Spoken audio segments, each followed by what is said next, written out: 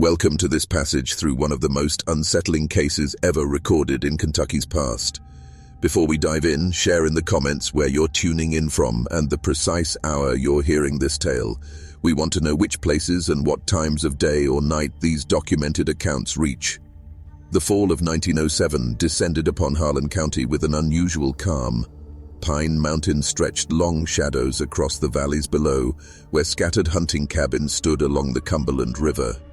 County records, safeguarded within the Harlan County Historical Society, confirm that between September and December of that year, 7 hunters entered those woods and never came back to their homes. Their disappearances were written down in ledgers that have since grown yellow with age. Each entry carried the careful script of County Clerk Thomas Whitfield. Each man noted with age, trade, last spotted location, and a short phrase, "No remains found." Local newspapers, mainly the Harlan Daily Enterprise, reported them as unrelated events, likely blamed on brutal weather or animal attacks.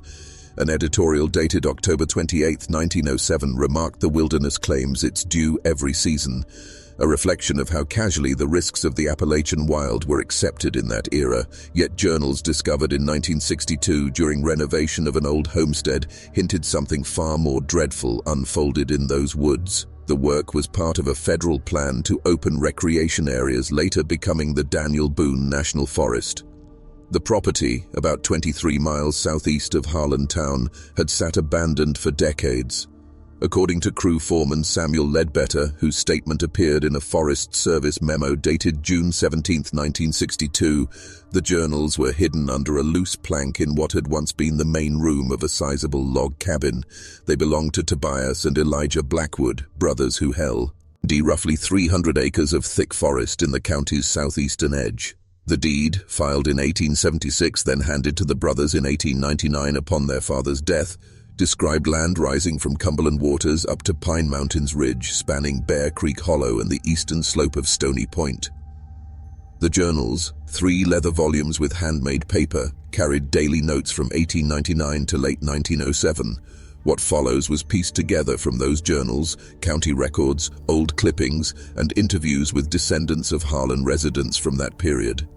The inquiry was never formally resolved, and by 1967 the file was archived permanently within the Kentucky State Historical Society, where it remains mostly forgotten. The Blackwood brothers were remembered in McCreary County, the next jurisdiction, as secretive trappers who occasionally traded animal skins in Whitley City. That town, born in 1868 as a logging camp, held little more than a store, a small church, and a line of wooden homes along one muddy street. Trading post logs between 1903 and 1906, carefully kept by shopkeeper Harold Jenkins, show the brothers appeared nearly once every 3 months, swapping furs for goods.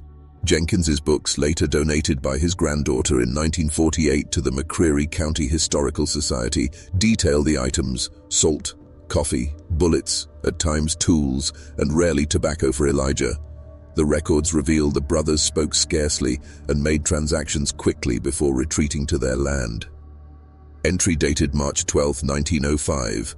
Blackwoods arrived at dawn, brought 7 fox pelts, 3 beaver, and 1 bear skin of remarkable quality, traded for the usual provisions plus 1 steel trap and a whetstone, left before others came in.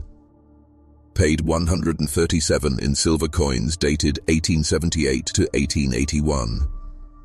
In his diary, Jenkins wrote the brothers carried themselves with a disturbing stillness, clearing the room when they stepped inside. A November 1904 note reads, "The elder, Tobias, stands nearly 6.5 feet tall with shoulders like an ox, his hands scarred by endless wilderness seasons, yet he counts coins as delicately as a banker. His brother, shorter yet equally formidable, guards the door as though expecting danger that never comes. They pass through my shop like wolves among sheep, and I check my shelves more thoroughly after they leave, though nothing is ever missing." Jenkins also remarked how strikingly well-fed the brothers seemed for men surviving so deep in the wild, particularly through winters when food was scarce. Their strong, solid frames contrasted with the usual thin figures of mountain folk during harsh Kentucky winters. When asked about their luck in hunting, Tobias the elder would only remark that they had methods to ensure their tables stayed always full. This mysterious reply surfaces several times in Jenkins's diary across 4 years, revealing the shopkeeper's ongoing curiosity about their strange prosperity. The brothers' cabin rested in a hidden clearing nearly 17 miles from the closest neighbor, reachable only by a winding dirt trail that curled through thick pine woods. Based on memories of James Harkins, a lumberman whose father once delivered goods to the Blackwood land in 1901, the route to the cabin was marked by odd stone arrangements placed irregularly along the way. Harkins, questioned in 1964 by local historian Margaret Wilson, recalled his father describing those stones as standing like silent sentries, seeming to follow with invisible eyes. The trail itself was considered unusually even and carefully kept for such isolation, wide enough for a horse, yet too narrow for a wagon, forcing travelers to come single file. The property was charted on an 1899 survey ordered by the Kentucky Land Office, though later maps after 1910 erased all mention of it or any buildings. It was as though the land itself chose to forget. The 1910 geological survey made during coal exploration showed only untouched forest where the Blackwood home should have stood, despite its sturdy construction that should have lasted beyond. The cabin, according to the few witnesses, was unusually large for wilderness living. Built of hand-hewn oak logs, notched and fitted with remarkable skill, it rested on a stone base that sank nearly 10 feet underground, forming what observers described as a full basement entered by a trapdoor in the main room. Luther Collins, a hunting guide who claimed to step inside in 1906, gave testimony to the Harlan County Sheriff in 1908 during the late investigation of the vanishings. His report, kept in the case files, describes a large central room with a massive fireplace, 2 smaller rooms likely used as bedrooms, and a separate kitchen with an odd brick oven built into the wall. Collins said what struck him most was the brothers' knife collection, displayed on a wooden rack near the kitchen's entry. Must have been 30 or 40 blades, his words say. Some were hunting or skinning knives, but others resembled surgical instruments, all polished and arranged neatly by size. Elijah noticed his gaze and remarked they were heirlooms from their father's time as a field medic in the war. Before the hunting season of 1907, the Blackwood brothers had lived mostly unnoticed by law. Their taxes were paid yearly through a lawyer in Whitley City, Jonathan Pierce, whose short notes show the brothers inherited the land from their father, who had gained it in the post-Civil War redistribution. Pierce's legal journal, uncovered in a cabinet donated to the County Historical Society in 1951, offered little detail on these peculiar clients. His notes mention meeting the brothers only twice, once after their father's death to handle the will, and again in 1902 to write a document ensuring if one died, the survivor received the entire property with no claims allowed by others. Pierce remarked the request seemed strange since no other family or heirs were known, but he carried it out without hesitation. Courthouse files confirm the elder Blackwood was a Union veteran who obtained the parcel as payment for his duty. Army records, examined in 1965 by scholars, named him Sergeant Ezekiel Blackwood of the 13th Kentucky Volunteer Infantry, Company C. His service papers said he worked as a hospital assistant in the final war years, with a note stating he excelled at amputations. Pierce's files, stored in the same cabinet, also hinted the father had unusual dietary needs that required seclusion. In a letter to a colleague dated 1904, Pierce explained further, writing, "The elder Blackwood suffered from some digestive affliction gained during service. His sons claimed he could eat only very fresh meat prepared in certain ways, or else he suffered greatly."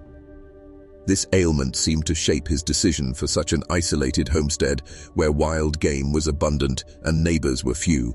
No more explanation survives, and the medical papers of that time were too vague to identify what illness required such restrictions. The sons themselves had no formal learning beyond what their father taught, and neither brother married. Their solitude was nearly complete except for quarterly trips to trade. Local youngsters were cautioned never to go near Pine Mountain where the Blackwoods lived, though no clear reason was given apart from respecting private land. Eliza Jenkins, daughter of the shopkeeper, recalled in a 1966 interview that her father often said, "Those who wander onto Blackwood ground often do not wander back off it." What set off the events of 1907 remains uncertain. Some claim it was the unusually frigid September that drove wild animals deeper into the mountains, forcing hunters to stray farther into Blackwood territory than in earlier years. Weather logs from the Louisville Meteorological Station confirm September 1907 recorded temperatures averaging 12 degrees colder than usual, with an early frost on September the 10th that ruined crops across the county. Others suggest a county ordinance passed that summer removed private property restrictions for licensed hunters during season, a measure designed to prevent wealthy landowners from controlling the finest hunting lands. The ordinance, preserved in county archives, declared that from September 1st through December 31st, licensed hunters could follow game across property lines so long as no structures or livestock were harmed. The Blackwoods reportedly showed up at a county meeting to protest the ordinance, one of their only appearances in town, but their protests were denied. The meeting minutes record only that objection was voiced by residents of Pine Mountain District, not naming the brothers directly. Whatever the cause, it brought outsiders into the brothers' territory, and something within the Blackwoods changed. The first vanishing happened September 17, 1907. William Thornton, a 43-year-old bank clerk from Lexington, came to Harlan County with 3 friends for their yearly hunting excursion, a tradition they had kept for 5 years. They set camp by the Cumberland River, roughly 7 miles from the Blackwood homestead. According to testimony given to the Harlan County Sheriff by Edward Rollins, one of Thornton's friends, William told them he was heading to check traps along Pine Mountain's eastern ridge. He was cheerful that morning, Rollins claimed, after killing a large buck the day before. He explained he wanted to set traps instead of hunt directly, believing the cold had pushed smaller animals into higher ground. Thornton left camp about 8:30 a.m., taking his Winchester rifle, a skinning knife, and a small pack with food and water. When he did not return by sundown, his companions grew uneasy. As the sheriff's report, filed September 20, 1907, states, Thornton's 3 friends waited until nightfall before searching. They discovered his rifle propped against a tree nearly 4 miles from camp, alongside a half-filled canteen and a blood-stained handkerchief. The report remarks the rifle seemed deliberately placed rather than dropped, implying Mr. Thornton had set it down willingly. No other evidence of the man surfaced. The sheriff's report also mentions a storm arrived that evening, erasing any tracks. A search party, including the sheriff, 2 deputies, and several local volunteers, combed the woods 3 days but found nothing further. The effort ended September 23rd, with Sheriff Harlan Daniels concluding Thornton likely suffered an accident in the rough country and either died of injuries or was carried away by scavengers. The report's final line reads, Mr. Thornton's disappearance, though tragic, aligns with the dangers always present in wilderness hunting. His friends returned to Lexington, where Thornton's wife later arranged a headstone in Lexington Cemetery, though no body was ever placed beneath it. A month later, on October 23rd, 2 brothers from Cincinnati, James and Robert Caldwell, failed to return to their rooms in Cumberland. The men, ages 28 and 31, were seasoned hunters who had come to Kentucky to track white-tailed deer, plentiful in the region. They had arrived October 20th and lodged at a boarding house run by Mrs. Edith Simmons, a widow whose inn welcomed out-of-state hunters. The men informed their hostess they planned to hunt deer in southern Harlan County near the Tennessee line. In Mrs. Simmons's statement to Sheriff Daniels, dated October 25th, she said the brothers mentioned finding promising sign near a creek feeding the Cumberland, where the mountains steepen. This location matched the vicinity of the Blackwood property, though Mrs. Simmons lacked knowledge of the terrain to recognize it. The Caldwell's horses returned to the stable riderless 2 days after the MM and left. The stable boy, Joseph Miller, said the horses seemed unsettled but unhurt, still saddled. Mrs. Simmons stated the saddlebags contained an unusual amount of meat wrapped in oilcloth, which she assumed to be venison. Not viewing it as noteworthy, and believing the brothers had gone back for more, she cooked the meat for her guests. The boarders consumed it before the men were officially reported missing. When questioned later about the meat's look or taste, she noted nothing odd, saying only it was tender, like from a young animal. She remembered that one guest, a Mr. Douglas from Virginia, remarked that it was the finest venison he had ever eaten, and had inquired about the brothers' hunting location, hoping to test his fortune in that same place. Mrs. Simmons could not remember whether she had given him this detail. Sheriff Daniels assembled another search group once the Caldwell brothers were reported missing, concentrating on the region south of Cumberland where they had said they would hunt. The search lasted 5 days but produced no findings except a single spent rifle shell that could not be firmly tied to either brother's firearm. The Cincinnati Enquirer printed a brief notice on November 2, 1907, saying the men were thought lost to the dangers of the Kentucky backwoods. Their parents journeyed to Harlan County in mid-November, but returned to Ohio with no answers. In bitter irony, Robert Caldwell's wife was expecting their first child, born in February 1908, who never knew his father. A letter from Mrs. Rebecca Caldwell to Sheriff Daniels, dated March 1908 and preserved in the files, begs for any further knowledge regarding her husband's fate. The sheriff's reply, if one was ever written, is missing from the record. The third disappearance happened in early November and involved a lone hunter named Frederick Schmidt, a German immigrant who resided in Layth, Wisville, and worked as a butcher. Schmidt, 39, traveled into Harlan County alone on November the 3rd. The Railroad Hotel guest book in Harlan Town shows he signed. Schmidt never checked back into the hotel, and his absence went unnoticed until November 15th when he failed to resume work in Louisville. His employer, troubled by the absence of his dependable worker, alerted the authorities. By the time Sheriff Daniels received notice, nearly 2 weeks had passed since Schmidt was last seen. A minimal search was made, but winter weather had arrived, preventing a detailed inquiry. Schmidt's hunting gear, including a distinct German-crafted rifle engraved with his name, was never located. The fourth and fifth vanishings took place at the same time and concerned two locals, brothers-in-law Thomas Howard and Peter Jenkins, who left Cumberland on November 26th for what was planned as a 2-day hunting outing. Howard, a coal miner, and Jenkins, a carpenter, had lived their lives in Harlan County and knew the terrain. Their wives, who were sisters, reported the men mentioned hunting in the high country because game was scarce in their familiar spots closer to town. When they did not return by November 28th, relatives immediately alerted Sheriff Daniels. A search team was quickly organized, made up mostly of fellow miners and neighbors who knew the men well. Despite their knowledge of the land, the searchers found nothing of Howard or Jenkins beyond their first campsite, which seemed hurriedly abandoned. The campfire was put out, but cooking supplies were left behind, together with a half-prepared rabbit carcass left to rot. The men's rifles were missing, showing they had been armed when they departed. The sixth disappearance on December the 12th involved Reverend Isaiah Thornfield, a traveling preacher from Tennessee who had been holding revival meetings across small Harlan County communities. His aide, a youth named Timothy Greer, said Reverend Thornfield wanted to spread his message to the more remote homesteads in the hills. The Reverend B. believed no person was too distant to hear the word. Greer wrote in his report to the authorities that he had heard of withdrawn families living deep in the mountains who had not seen a preacher in years, and Thornfield felt compelled to reach them. He rode out on December 12th with his Bible and a small pack of food. His horse came back to the church in Harlan 3 days later without him.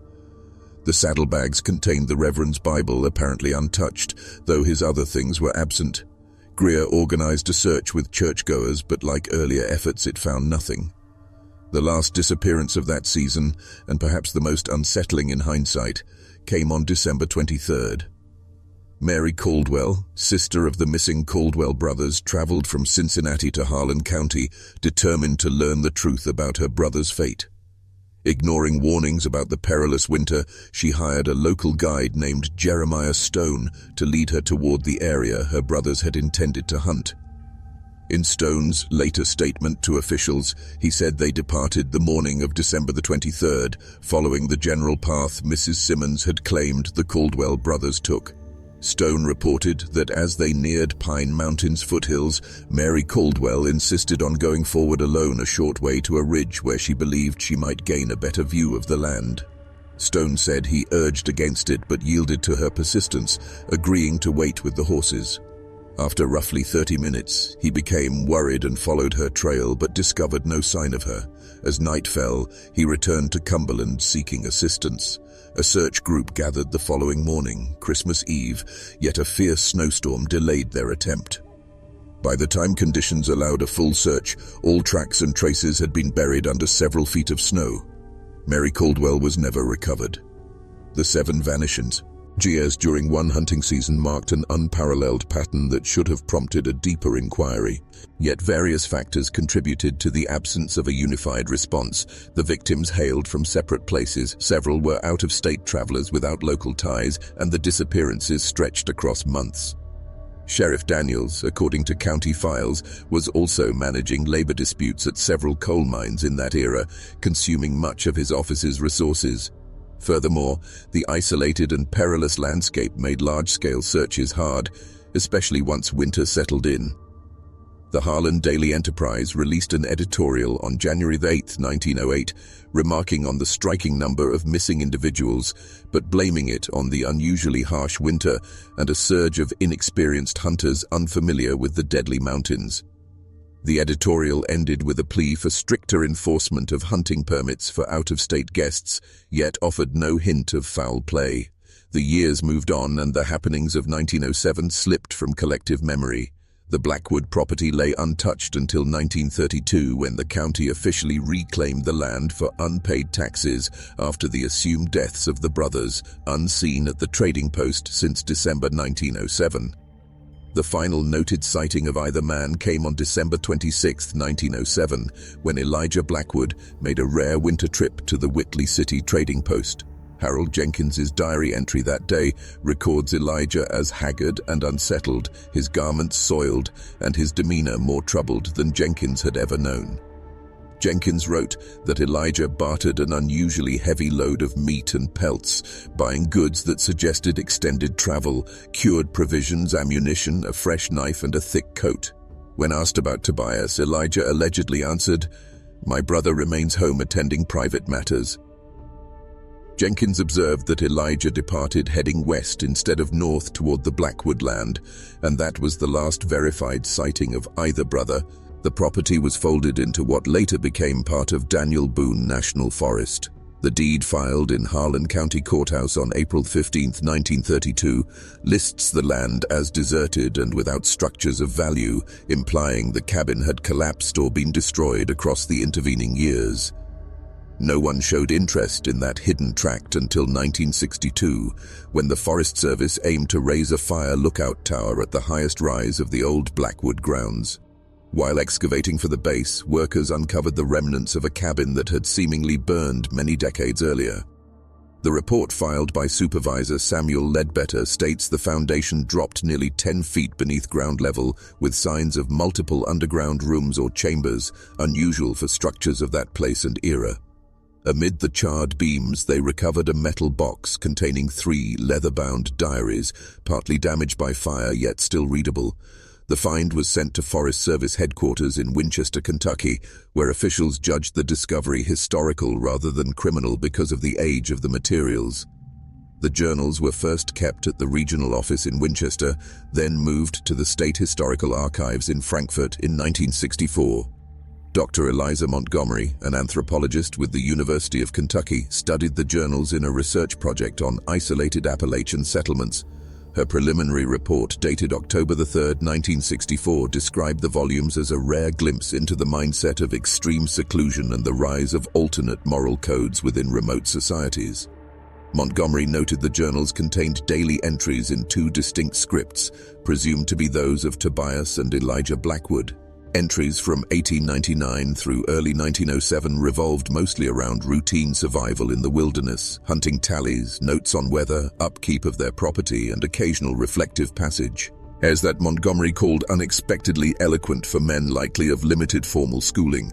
Starting in March 1907, however, the tone of the accounts, especially those tied to Tobias, began to change. Montgomery's notes reveal Tobias wrote with growing regularity about intrusions and trespasses on their land. An entry dated March 23, 1907 states, "Spotted boot marks by the eastern creek bed. Outsiders crossing our ground without consent or recognition. Father never would have endured such intrusion." Later entries recorded Tobias's escalating suspicion of strangers with steadily harsher wording. By August, he described setting further defenses along their borders, though he gave no detail of what these included. Elijah's writings during this span revealed unease at his brother's shifting state of mind. On August 17th, he wrote, "To rarely rests, spends nights circling the perimeter, speaks often of Father's teachings and our duty toward the land. I fear the seclusion has begun eroding his mind. Still, he rejects even our customary trading journey this month." The most unsettling writings, though, were recipes. According to Dr. P. Montgomery's study, submitted to the Journal of Appalachian Studies but never published. The volumes contained elaborate instructions for preparing different cuts of flesh from what the brothers called two-legged game. The records grew more frequent and precise, starting in September 1907 with Tobias Blackwood writing on September 18th. "Unexpected harvest yesterday. Intruder carried papers from a Lexington banking office. Elijah handled the butchering while I discarded what remained as Father had taught. The liver proved remarkably delicate, cooked with wild onions and salt. We will keep the rest by using the smoking practice Father favored for leaner cuts." Montgomery's notes indicate later writings detailed exact preparation styles for varied parts, with Tobias showing unusual delight in certain methods. His entry dated October 25th says, "The elder one gave fine. We're marbling across the flank sections. Elijah resents my phrasing, but Father always stressed correct terminology is vital for proper butchery. We are not savages. We are stewards of old wisdom." Elijah's writings through this era grew more troubled. On November the 3rd, he wrote, "Tew only guarding what is ours as Father required. But Father's hunger came of need during wartime, not the craving tea now displays. He speaks of baiting trespassers rather than simply defending our bounds.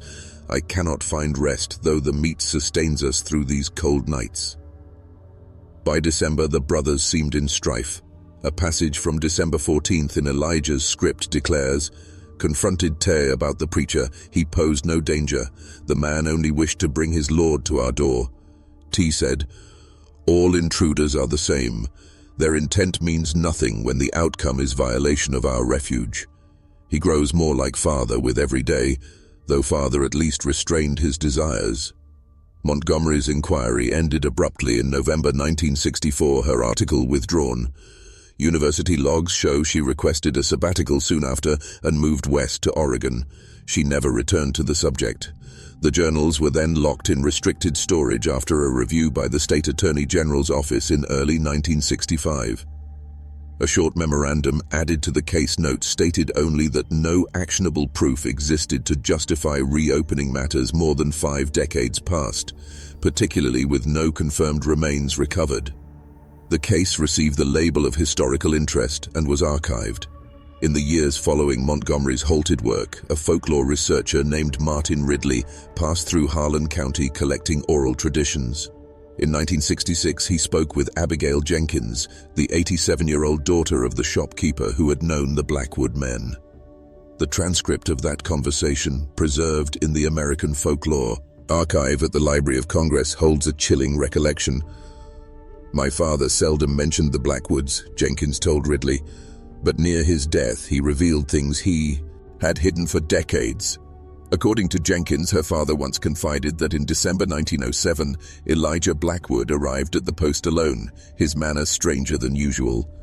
Father said Elijah's hands quivered so badly he could scarcely count his money, Jenkins remembered. His garments bore dark stains and he reeked of smoke and of something Father said resembled a slaughterhouse.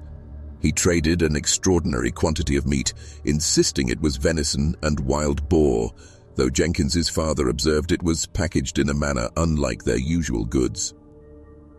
Jenkins continued, "Father said Elijah constantly glanced behind him, as though expecting someone to trail him into the shop. When Father asked about Tobias, Elijah grew unsettled and said something that Father found troubling enough to recall word for word. Tobias has acquired a craving that cannot be satisfied with animal meat alone. I fear he is turning into something Father always warned against. Elijah supposedly paid for his provisions with several gold coins rather than the silver they normally carried." And when Jenkins's father remarked on this, Elijah explained they had taken the coins from a trespasser's pockets. Before leaving, Elijah allegedly told Jenkins's father, "If Tobias comes searching, you never saw me. For your own safety, keep that in mind." Elijah never returned to the outpost after that visit. Jenkins also recalled that several belongings of missing hunters surfaced for sale in Knoxville the next spring. A pocket watch matching the description of one owned by William Thornton was said to appear in a pawn shop, while a distinctive hunting blade belonging to one of the Caldwell brothers was identified by another Cincinnati hunter inside a Knoxville store. Yet no link to the Blackwoods was ever proven, and authorities deemed the presence of these objects coincidental, perhaps the result of scavengers' stealing gear left behind by the missing men. The interview ends with Jenkins sharing a chilling piece left out of official files. Her father had tasted the meat Elijah brought during that final trip and later fell gravely sick. Father said he had never been so ill, Jenkins told Ridley. He described it as if his body was rejecting something fundamentally unnatural. He could not hold down food for nearly a week afterward. On his deathbed years later, he admitted to her his belief that he had unknowingly eaten human flesh. He told me, "Abigail, I have carried this knowledge like a stone inside me for years. That was not deer or boar Elijah carried that day. I have hunted all my life and know the flavor of every beast these mountains yield. What I tasted that day was something different entirely, and may God forgive me for it." When Ridley asked if Jenkins's father had ever revealed his suspicions to officials, she answered that he had not. Who would believe such a claim? And by the time certainty came, years had passed and the Blackwoods were long vanished. The tangible proof of what happened in those woods in 1907 has mostly disappeared. The blaze that consumed the Blackwood cabin appears to have been intentionally set, though by whom remains unclear. Forensic study of the location conducted briefly in 1962 during the Tower Project suggested the flames burned with an unusually high heat consistent with accelerant use. The project record notes that signs indicated multiple starting points inconsistent with accidents like lightning or chimney sparks. This result was not pursued at the time since the age of the ruins placed it outside criminal concern. In 1967, before the tower was finished, laborers uncovered a cluster of stone-lined pits about half a mile from the cabin's location. Forest Service notes describe them as potential root cellars or storage chambers roughly 6 feet deep and 8 feet across, lined with fitted stone and sealed with heavy timbers that had partially collapsed. Work halted when bone fragments were discovered among the stones. Dr. S. Walter Richardson, a forensic anthropologist called by the Forest Service, performed a short review of the pieces and judged them non-human, likely deer or boar, adding that cut marks present on some matched butchery practices typical of the area. His report dated June 8, 1967, urged resuming construction, and the pits were filled and sealed. No photographs of these digs remain in public files, though an internal Forest Service memo ordered all documentation be sent to the regional office. Dr. Richardson's original notes, later retrieved through a Freedom of Information Act request filed in 1978 by reporter Thomas Carter, contained a detail missing from the official record. Several of the larger bones bore strange incisions inconsistent with ordinary game butchering. The precision of certain marks hinted at knowledge of anatomy exceeding that usually held by hunters or trappers. Without fuller remains, definite identification was impossible, yet the chance of human origin could not be wholly dismissed. The fire tower lasted only 7 years before being retired due to what official reports described as recurring structural problems and unexplained equipment malfunctions. Rangers posted at the tower often asked for reassignment, reporting in their logs unsettling sounds and a lingering scent of roasting meat despite the site's isolation. One ranger, David Coleman, submitted a thorough incident account in August 1970, describing what he called a deeply disturbing experience during his overnight watch. At roughly 2:15 a.m., I awoke to what seemed like several figures moving near the base of the tower. Coleman wrote, "When I called out and shone my light, nobody appeared, yet the noises went on for almost 20 minutes. By morning I found numerous footprints in the damp soil surrounding the tower, circling it completely, yet none leading in or out." C. Oleman asked for transfer the very next day. His account was archived but never pursued. The tower came down in 1974 and the land was reclassified as a wildlife reserve with tightly limited public entry. The strongest piece of evidence suggesting something truly dreadful unfolded on the Blackwood grounds comes from beyond official records. In 1968, a private buyer of Civil War relics acquired a trunk of papers at an estate auction in Knoxville. Inside these documents lay a letter dated January 3, 1908, penned by Elijah Blackwood to a cousin in Tennessee. The buyer, Herbert Simmons, recognized the name from local folklore and presented the letter to Dr. Montgomery, who had resumed lecturing at the University of Kentucky, though she had abandoned her work on the Blackwood case. Montgomery authenticated the letter by analyzing the handwriting alongside journal passages known to be Elijah's, affirming its probable authenticity.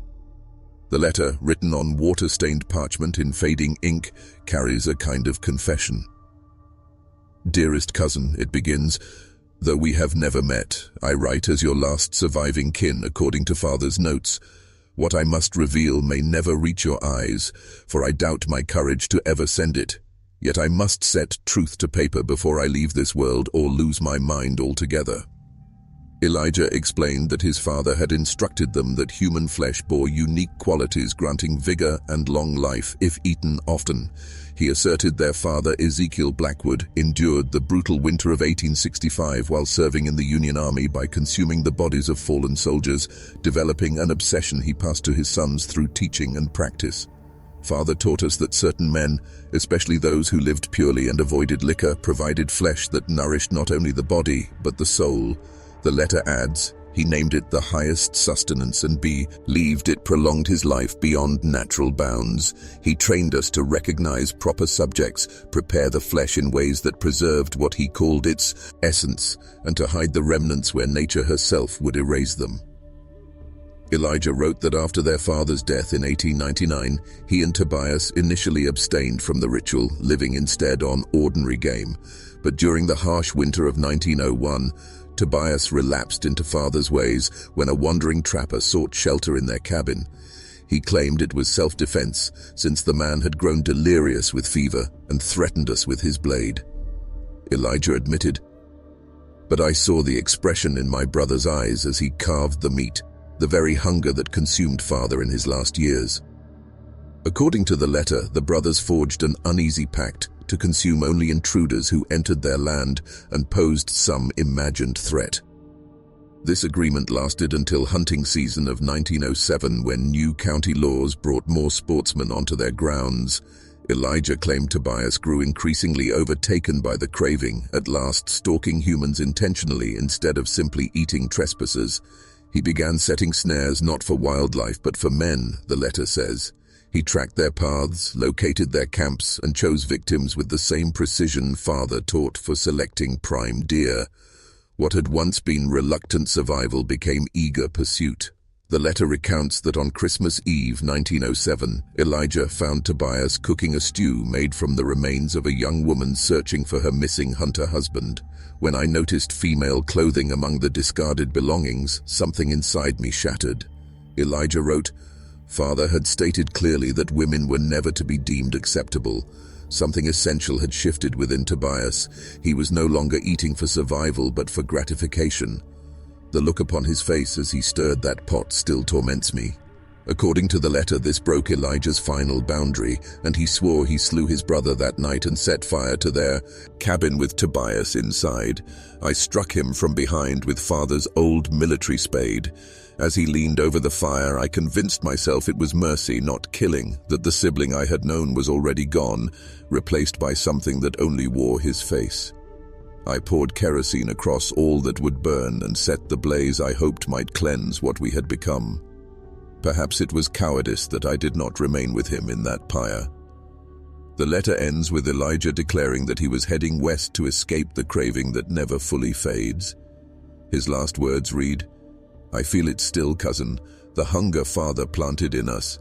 In my sleep I taste it still, and rise starving for something rabbit and venison cannot fulfill. I go west to lose myself where no one knows the name Blackwood. Though I dread that what father awoke in our blood may never truly be put to rest. If God exists, may he forgive what we have done in these mountains.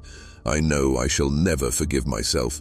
The man who uncovered this letter tried to contact authorities in 1968, but was reportedly informed the case was closed due to passing years and lack of evidence that could permit prosecution. The letter's current location is unknown, as the collection was divided after the collector's death in 1969. Dr. Montgomery, who had read and copied the letter, refused to speak of it again, saying only that some histories are best left untouched. The legend of the Blackwood brothers lingers in the odd fact that the southeastern stretch of what is now Daniel Boone National Forest holds one of the lowest hunter visit rates across the Appalachian Range. Despite plentiful game and breathtaking scenery, the land remains scarcely traveled. A Forest Service study of visitors in 1978 revealed that hunters and hikers alike tend to avoid the precise tract that once contained the Blackwood land, even when ignorant of its past. Local guides declined to escort groups there, citing treacherous terrain or conservation of wildlife. Jeremiah Holbrook, a hunting guide interviewed for the study, put it simply, "There are spots in these mountains that don't welcome human presence. That's one of them. Animals know it too. You won't find deer or turkey in that hollow, no matter how fine the forage may be." Park rangers interviewed for the same survey acknowledged an informal rule of steering people away from that area. "We don't include it in official brochures," one ranger said, "but new staff are discreetly told to direct hikers elsewhere." "We've seen too many incidents through the years. Gear breakdowns, unexplained wounds, trekkers claiming confusion, even with compass and map."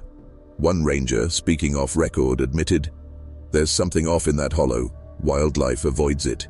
Vegetation twists wrong there, though soil and light are no different than around it. We just tell visitors the zone is under restoration." When pressed for details on these oddities, rangers usually gave vague answers or shifted subjects.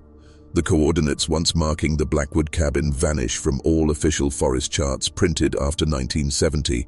In fact, topo surveys seem to swerve around the region completely, leaving a small but obvious blank in the otherwise thoroughly charted national forest. This mapping omission was formally blamed on a surveying error that never got fixed, though some former Forest Service staff have hinted it was deliberate. Perhaps most revealing is the destiny of those who sought to probe the Blackwood story through the years. Dr. Montgomery abandoned her promising scholarly track soon after reviewing the journals, accepting a teaching role at a community college in Oregon, where she reportedly refused to revisit her past research. Thomas Carter, the reporter who filed the Freedom of Information Act request in 1978, released only a single article about the Blackwood affair in a modest regional publication, before leaving the subject behind altogether. When contacted by later researchers in the early 1980s, he refused to speak, saying only that some tales carry costs for those who tell them.